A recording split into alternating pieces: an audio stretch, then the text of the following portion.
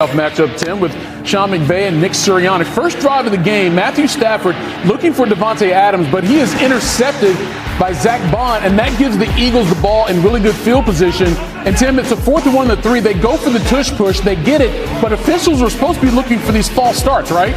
I mean, this looks exactly like last week. This seems like, the guards going early a week ago, Tyler Steen going early again this week. Kind of surprising that wasn't called. All right, so now they get another one from 1st and goal, and Hurts into the end zone. Eagles take a 7-0 lead. Less than 2 to play in the first. Rams are down 7-3. Tim, how about this throw from Stafford? I mean, this is crazy because he throws this thing every bit of 55 yards in the air, probably more than that. Davante Adams able to pull it in. Impressive shot play. 105th career receiving touchdown for Adams. It's 10-7. And then here in the third quarter, Hurts gets sacked by Jared Verse, who also knocks the ball out. He was running through the set like Debo, just causing all types of havoc. And the Rams recover. So the next play after the fumble, Stafford looking for Kyren Williams. And just like that, the Rams are up 26-7. It's a 19-point lead.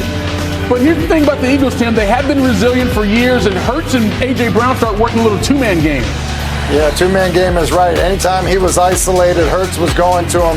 Does it on the backside of 3-by-1 there, then works a double move to get a shot down the field. They really started clicking in the second half. All right, so same drive now, 1st and 10 from the 33. Hurts was like, well, let's see how funky we can get to Dallas Goedert over the middle. That's your touchdown. Eagles become the last team in the league to throw a passing touchdown this season. They're down 26-14. Less than 4 to go now in the third. Eagles with the ball again.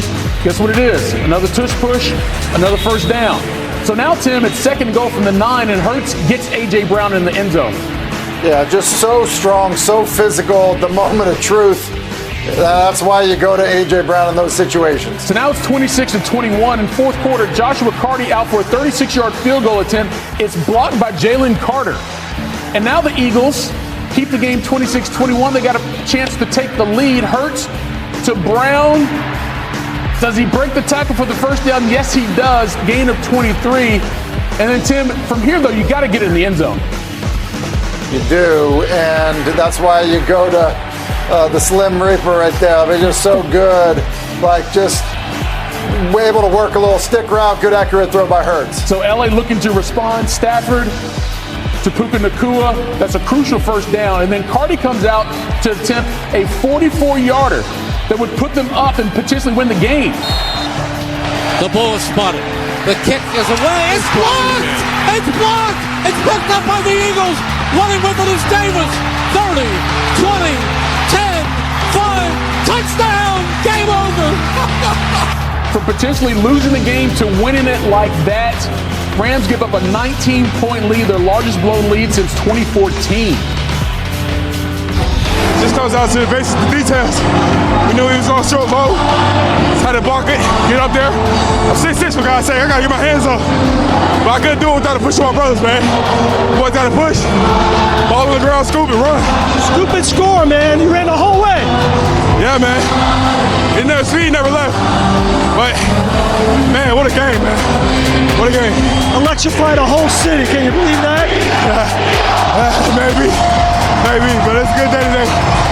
Just gotta clean some stuff up, but at the end of the day, we got a W. That's all that matters. Me personally, I truly believe, man, we got so many good players on this team, and at times, you can feel like we're being conservative, and I don't think it should be like that. I think it should, let your killers do their thing, and play fast and play aggressive. I'm not saying that we haven't been, but me personally, that's what I would like, 33-26, the last time the Eagles blocked 2 field goals in a single game, September 21st, 1975 against the Giants. 50 years to the day, history repeated itself, though this time it was a walk-off winner. The Rams looked to be like world beaters through the first half, Ocho. The Eagles managed just 33 yards, including -1 passing in the first half, their lowest output since 2015. However, the Eagles roared back, scoring 26 unanswered points.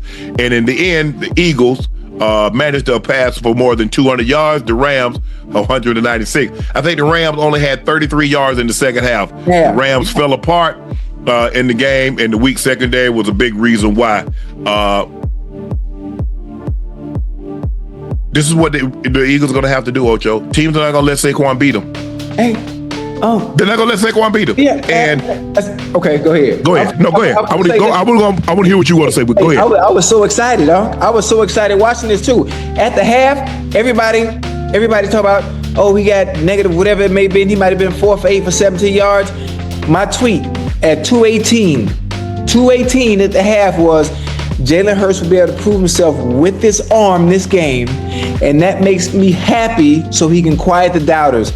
Being behind at the half can be a good thing. Mm-hmm. And I knew Petula was going to have to come out, stop running the ball, stop playing safe, because you're able to lean on the run to be able to throw when you want to, because Jalen Hurts can do what you ask of him when need be. And I knew in the second half, they didn't have a choice but to put the ball in the air. Correct. Jalen Hurts can do that. The same way they did against the Chiefs. The Chiefs said, Spags said, we not letting Saquon beat us in the Super Bowl.